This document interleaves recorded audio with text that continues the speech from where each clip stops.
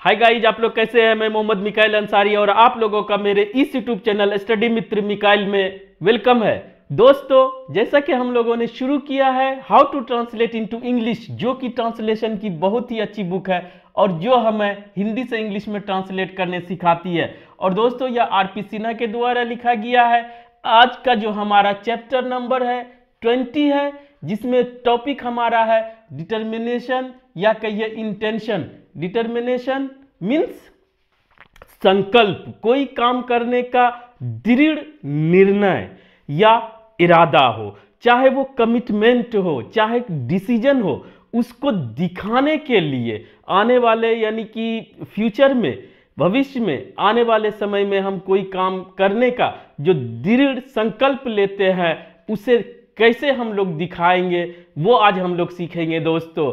और इस चैप्टर का ये स्ट्रक्चर नंबर 1 है। और दोस्तों, इसमें गोइंग टू यूज होगा गोइंग टू प्लस V1 उसमें, और इज एम आर के साथ 2 प्लस V1 में फर्क भी देखेंगे कि दोनों में क्या फर्क है, कहां पर हम लोग गोइंग टू लगाएंगे गोइंग टू प्लस V1 और कहां पर is am are 2 plus V1 लगाएंगे। तो दोस्तों, सबसे पहले देखते हैं कि इसमें किस तरह का हिंदी स्टेटमेंट या कहिए वाक्य रहेगा जिसे हम लोग इंग्लिश में गोइंग टू लगा के बनाएंगे। ठीक है, तो सबसे पहले दोस्तों यहां पर जैसे कि मैं गाड़ी खरीदने जा रहा हूं, खरीदना एक आएगा, एक जा रहा हूं। ठीक है, अब पहले देख लेते हैं हिंदी। वह अंग्रेजी सीखने, ये मैन है, सीखने जा रहा है। अमन डॉक्टर होने कहिए या बनने जा रहा है, दो चीज मेन है इसमें। मोहन मंत्री होने या बनने के साथ साथ जा रहा है। तो यहां पर दोस्तों, जब कोई काम करने का आप संकल्प लेते हैं, इरादा करते हैं, दृढ़ निश्चय यानी एकदम डिटरमाइन कर लेते हैं, कमिटमेंट कर लेते कि ये काम हमें हर हाल में करना है, तो वहां पर दोस्तों हम लोग गोइंग टू प्लस V1 लगाते हैं। तो इस तरह से दो चीज हुआ, एक गोइंग टू जाने के सेंस में और एक जो एक्शन करना है, ठीक है, उसके सेंस में एक एक्शन का जरूरत पड़ेगा।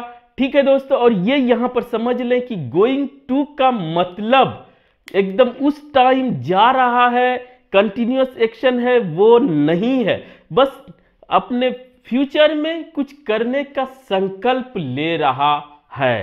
ठीक है, तो आइए अब इससे बना के देखते हैं। पहले स्ट्रक्चर देखते हैं कि सब्जेक्ट हमारा कुछ भी हो सकता है, प्रेजेंट कंटिन्यूअस टेंस, यहां तक समझ लें दोस्तों, यहां तक हमारा प्रेजेंट कंटिन्यूअस टेंस ही है, लेकिन इसका इरादा दिखाता है, संकल्प दिखाता है, जाना नहीं दिखाता है। और आप जानते हैं कि प्रेजेंट कंटिन्यूअस टेंस में किसके साथ इज आता है, किसके साथ एम आता है और किसके साथ आर आता है। ठीक है दोस्तों, इतना तक सेम रहेगा। उसके बाद 2 प्लस V1 जिस एक्शन को करने का डिटर्मिनेशन या इंटेंशन, जिसका संकल्प ले रहा है करने का, वो रहेगा किसके साथ, 2 प्लस V1 यानी वर्ब का फर्स्ट फॉर्म 2 के साथ, जिसे हम लोग बोलते हैं इंफिनिटिव। इसका नाम है दोस्तों इंफिनिटिव। ठीक है, पहला। दूसरा दोस्तों, जब भी इंफिनिटिव आता है उसके साथ या तो आप बी लगा के नाउन या बी के साथ एडजेक्टिव, एडजेक्टिव पूरा लिख दे।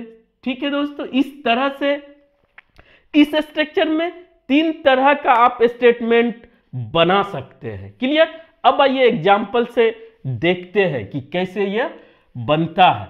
मैं गाड़ी खरीदने जा रहा हूं, यानी हम अब पक्का इरादा कर लिए हैं, यानी सोच लिए, समझ लिए, कमिटमेंट कर लिए हैं कि अब हम गाड़ी खरीदेंगे ही। ठीक है, उस टाइम नहीं जा रहे हैं, लेकिन हर चीज तैयार है, बस हमको भविष्य में गाड़ी खरीदना है।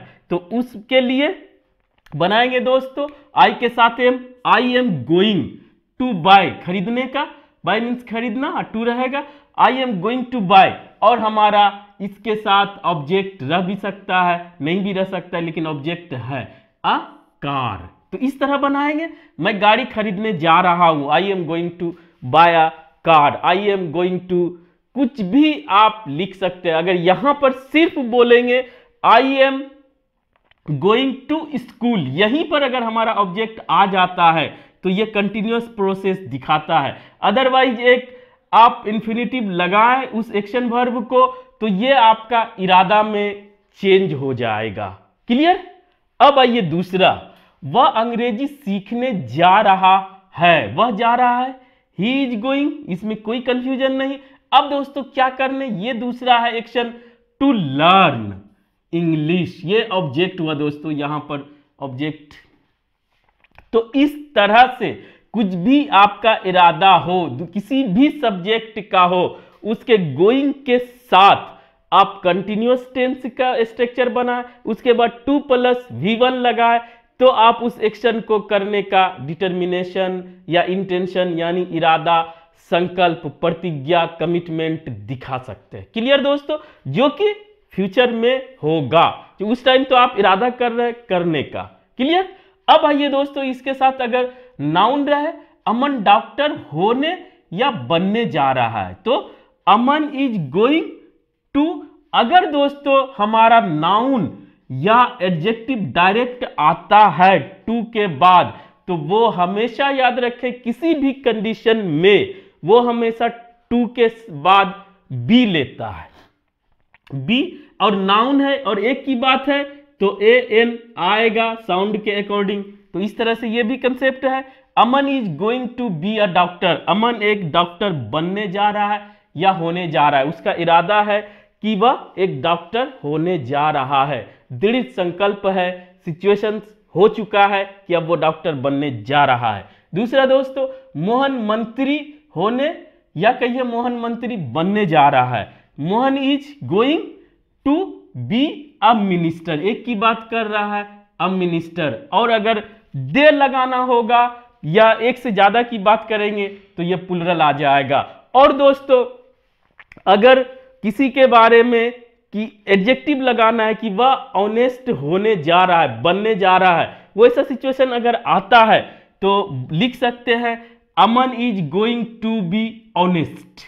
तो यहां पर एडजेक्टिव, लेकिन नाउन और एडजेक्टिव आता है तो वो बी हमारा हर हाल में लेगा।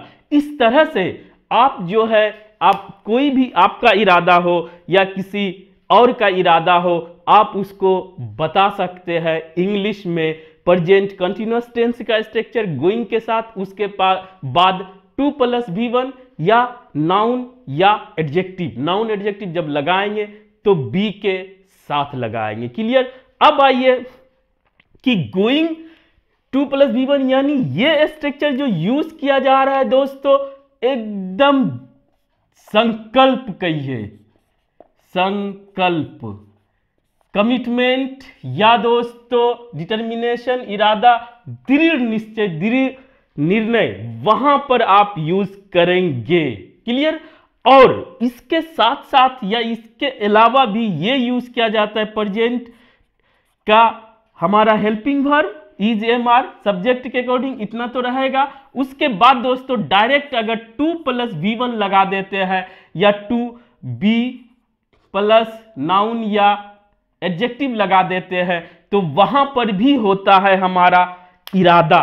लेकिन दोनों में फर्क क्या है? दोनों में फर्क दोस्तों ये है कि निकट भविष्य में, नियर फ्यूचर में जो एक्शन आप करने वाले हैं यानी उसका भी इरादा दिखाता है, लेकिन सिर्फ वो एक्शन करने वाले हैं, ठीक है, बस वो हल्का है, तो पूरा संकल्प ले चुके हैं, तो वहां पर दोस्तों आई एम गोइंग लगा है एम्फेसाइज करने के लिए, जोर देने के लिए, डिटरमाइन होने के लिए।